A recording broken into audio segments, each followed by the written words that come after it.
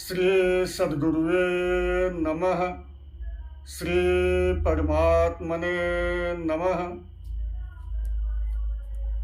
मित्रता के विषय पर एक बहुत ही प्रेरणादायक कहानी आप सबके समक्ष प्रस्तुत कर रहे हैं।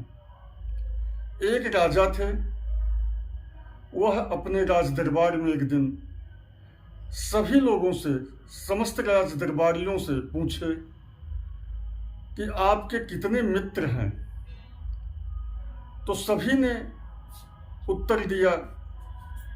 कोई कहा 1, 2, 3, ऐसे इस तरह से संख्या बतलाई।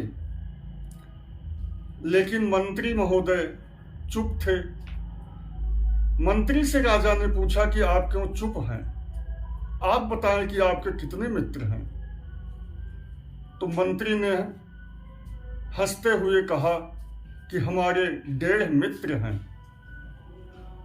जब 1.5 शब्द कहा तो यह सुन करके समस्त राज दरबार और राजा हंस पड़े कि 1.5 मित्र मतलब कि 1 मित्र और आधा मित्र। तो राजा ने कहा कि यह बात हमें समझ नहीं आई। 1 मित्र की बात करेंगे तो आप किसी एक को बुला देंगे, लेकिन जो आधा मित्र की बात कर रहे हैं वह क्या है और कौन है?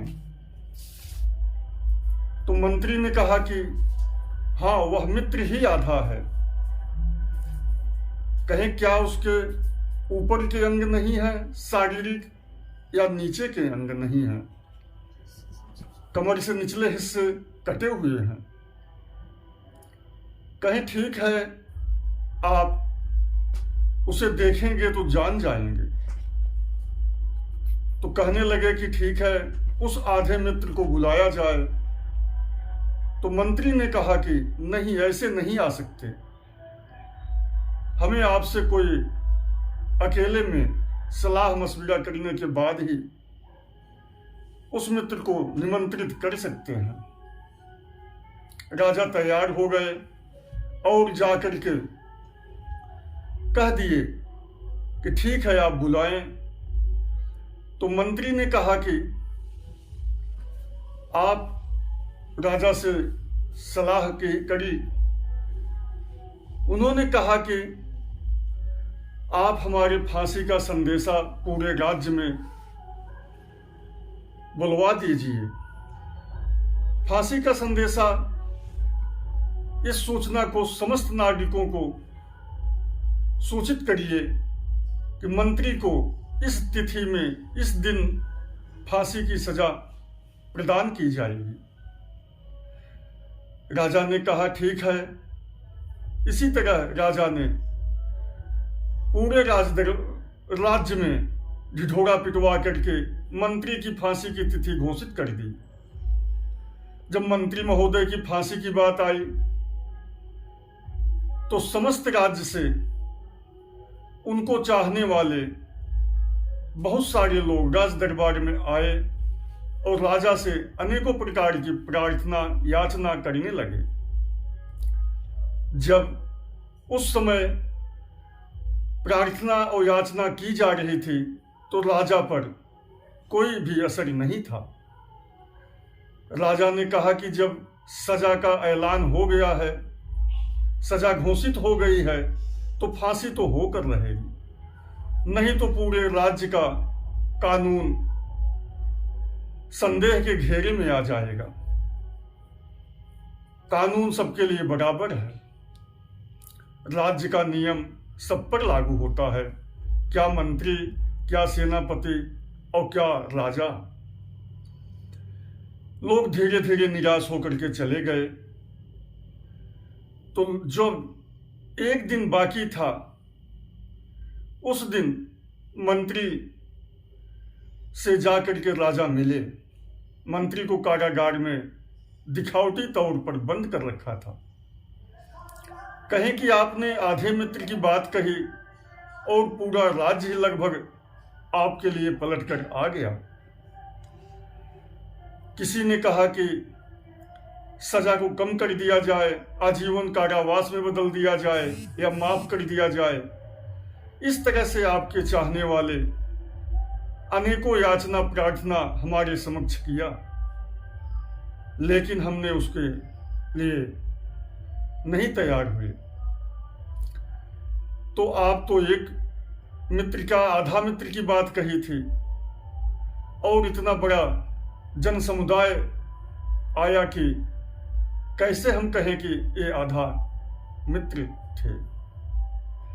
तो मंत्री ने कहा कि राजन, ये सबके सब आधे ही मित्र थे, क्योंकि ये मंत्री को बचाने के लिए तो आए, हमें बचाने के लिए चले, लेकिन हमें बचा नहीं पाए।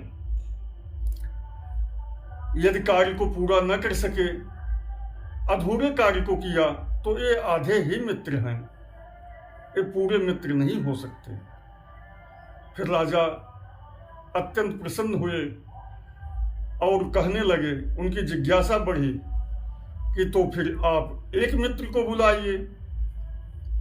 मंत्री ने कहा कि आप उस जंगल में जाकर के एक वनवासी आदिवासी परिवार रहता है, वहां उसको सूचना दें कि कल मंत्री महोदय को फांसी की सजा दी जाएगी। यदि उनके लिए आप कुछ करना चाहें, मिलना चाहें, तो आ सकते हैं। यह सूचना पाते ही वह आदिवासी परिवार शोक से व्याकुल हो गया, लेकिन वह हिम्मत हारने वालों में नहीं था। वह वनवासी अपने पूरे परिवार सहित अपना अन्न वस्त्र सब कुछ लेकर के, हथियार तक लेकर के चल पड़ा और सुबह होते ही राज दरबार में पहुंच गया। राजा से सबकी तरह वह भी आग्रह किया कि हे राजन, मंत्री बहुत सज्जन व्यक्ति हैं, आपके बहुत से कार्यों में इनकी सराहनीय भूमिका रही है।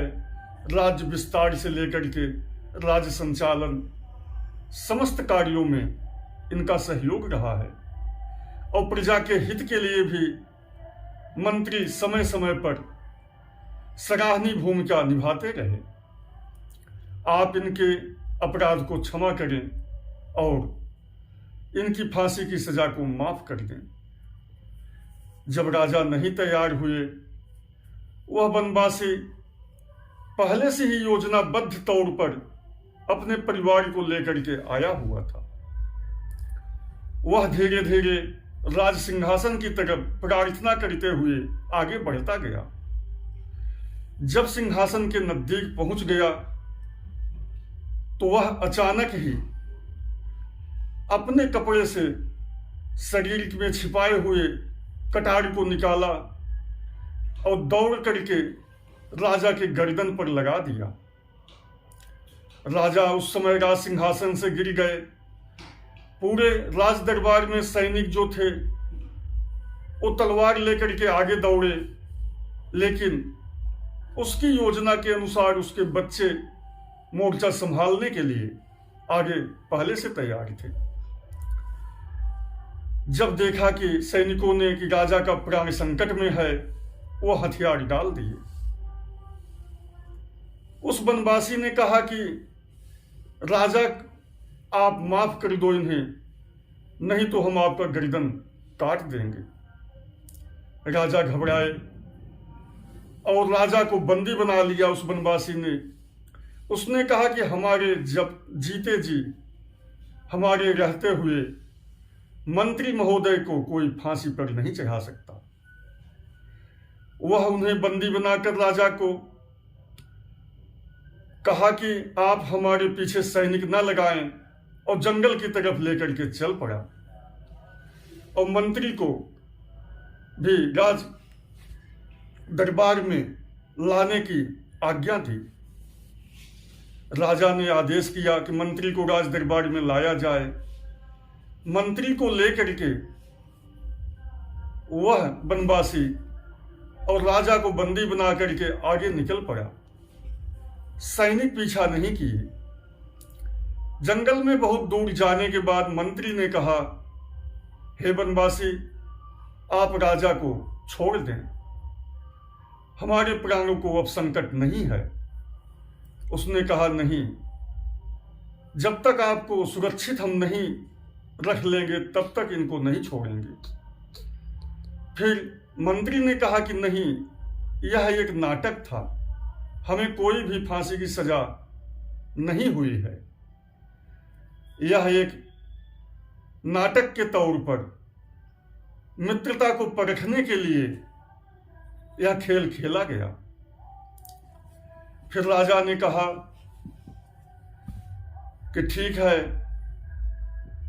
आप बताएं कि यह बनवासी आपको बचाने के लिए अपने प्राणों को, अपने परिवार को संकट में क्यों डाला। फिर मंत्री ने कहा कि एक दिन यह परिवार सहित भूखे तड़प रहे थे। उस समय शिकार खेलने हम जंगल में आए थे, जिससे इन्हें भूख प्यास से व्याकुल देख करके हमने इन्हें रोटियां और अन्न वस्त्र जो भी कुछ था सहयोग दिया। उस सहयोग का ही हिसाब चुकता करने के लिए यह अपने प्राणों को संकट में डाल दिए। उस समय इस बनवासी ने हमें एक वचन दिया था कि कभी भी हमारी जरूरत हो तो हमें याद करना। तो जब सभी राज्य से सभी लोग आ चुके थे, आपसे आग्रह कर चुके थे, कोई शेष नहीं रहा, तो हमें इस बनवासी की याद आई और हमारा विश्वास था कि या तो ये प्राण देगा या तो हमें बचाएगा। तो यह पूरा मित्र हुआ जो कि हमारे प्राणों को बचा भी लिया और एक मित्र के लिए अपने पूरे परिवार को संकट में डाल दिया। अपने परिवार का कोई भी ख्याल नहीं किया कि हमारे परिवार का क्या होगा। यह पूरा मित्र है। यदि बाकी जो आए वह आधे कार्य को किए तो वो आधे मित्र हुए। यही हमारे 1.5 मित्र हैं। जय श्री राम।